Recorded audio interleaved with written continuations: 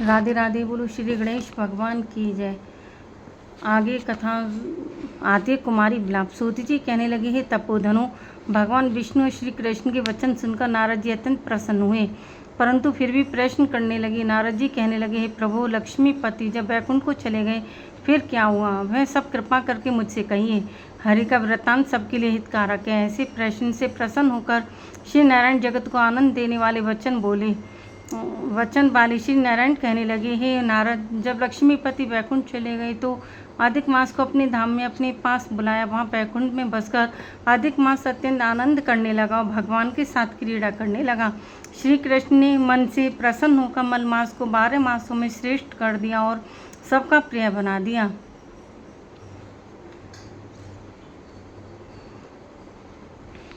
इस प्रकार भक्त वत्सल भगवान युधिष्ठिर और द्रौपदी को कृपा से देखते हुए अर्जुन से बोले, हे राजसी, दुख में डूबे होने के कारण तुमने तपोवन में आए पुरुषोत्तम का आदर नहीं किया और वृंदावन चंद्र का प्रिय मास आपके वन में रहने से अनजाने से चला गया। भय से दुखित मन वाले भीष्म द्रोण भी नहीं जान पाए और भय के द्वेष से तुमने नहीं जाना। वेद व्यास जी से प्राप्त विद्या आराधना में लगे रहे। भयंकर युद्धशाली अर्जुन इंद्रप्रस्थ गए और उसके दुख से दुखित आप लोगों ने नहीं जाना। अतः अब क्या करना चाहिए? मनुष्य को प्रारब्ध भोग अवश्य भोगना पड़ता है। मनुष्य प्रारब्ध से ही सुख, दुख, भय और आनंद को प्राप्त होता है। अतः सदा भाग्य पर ही भरोसा रखो। हे महाराज, अब आपके दुख का दूसरा कारण कहता हूँ। इतिहास पूर्वक इस कथा को अच्छी तरह श्रवण करो। कृष्ण जी कहने लगे, यह द्रौपदी पूर्व जन्म में महाभाग्यशाली ब्राह्मण की पुत्री थी। कुछ काल व्यतीत होने पर 12 वर्ष की हो गई। अपने पिता की यह एक ही पुत्री थी और बड़ी चतुर, गुणवती और सुंदरी होने के कारण यह पिता को अत्यंत प्रिय थी। यह पड़ोसन सखियों का सुख देखकर पुत्र पौत्र की इच्छा करने लगी और विचारने लगी कि ऐसे मेरे भी अच्छे गुण भाग्य वाले भर्ता और सुख देने वाले श्रेष्ठ पुत्र किस तरह उत्पन्न हो। परंतु प्रारब्ध ने तो पहले ही नाश कर दिया। क्या करूं? क्या किसी मुनि के पास जाऊं या किसी तीर्थ में जाकर वहां पर रहूं? मेरा भाग्य कैसे सो गया है कि कोई भर्ता मेरी इच्छा नहीं करता है। बड़े आश्चर्य की बात है कि मेरे भाग्य से मेरा पंडित पिता भी मूढ़ हो गया है। विवाह काल प्राप्त होने पर भी मुझे अच्छे वर को नहीं सौंपता। पति के दुख को पीड़ा तथा कुमारी में स्वामी का सुख जैसा मेरी सखियां जानती हैं, मैं नहीं जानती। ऐसे आकुल तथा व्याकुल वाले मनोरथ की चिंता से मेरी भाग्यवती माता पहले ही मर गई। शोक और मोह की तरंगों से पीड़ित कन्या का पिता, यह मेधावी ऋषिराज भी पृथ्वी में विचरने लगा, पर कन्यादान के निमित्त जोड़ी का वर ढूंढने पर नहीं मिलने से अपने मनोरथ में निराश हो गया। पुत्री की और उसके अपने दुर्भाग्य से उसको दारुण तीव्र ज्वर हो गया। तब वह ऋषिराज सब शरीर में अति शूल होने के कारण व्याकुल हो गया और श्वास पर श्वास से युक्त होकर लौटता गिरता घर आकर पृथ्वी पर गिर पड़ा।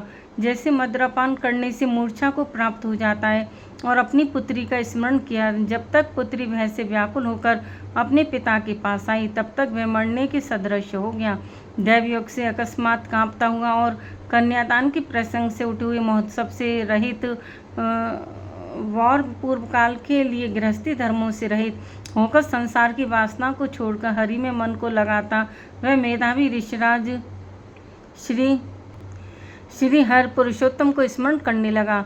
हे श्री कृष्ण, हे गोविंद, हे हरि, हे मुरारी, हे राधेश, हे दामोदर, हे दीनानाथ, हे ऋषिकेशर, आपको नमस्कार करता हूँ। आप मेरी संसार रूपी समुद्र से रक्षा करिए। इस प्रकार मुनि के वचन सुनकर बहुत जल्दी भगवान के पार्षद मरे हुए मुनि के जीवात्मा को लेकर भगवान के वैकुंठ धाम को चले गए और वह पुत्री पिता का मरण सुनकर हाय हाय कर रोती और पिता के देह को गोदी में लेकर विलाप करने लगी।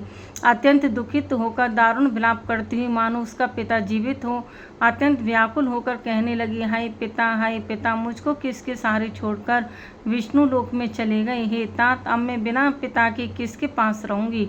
ना मेरे भाई है, ना कोई कुटुंबी, मेरी तपस्नी माता भी नहीं है, और जो मेरे भोजन तथा वस्त्रों की चिंता करती। अब इस दशा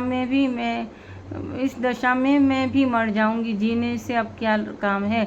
उसे इस प्रकार बारंबार रोते और विलाप करते हुए सुनकर उस वन के रहने वाले ब्राह्मण सोचने लगे कि अत्यंत करुणा भरे स्वर से इस तपोवन में कौन रोता है।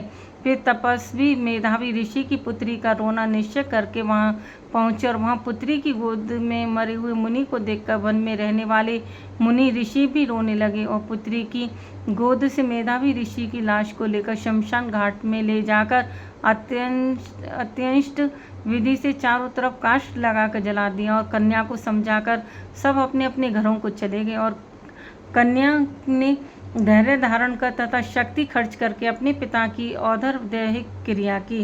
बोलो श्री कृष्ण भगवान की जय। आगे कथा सुनाएंगे बाद में।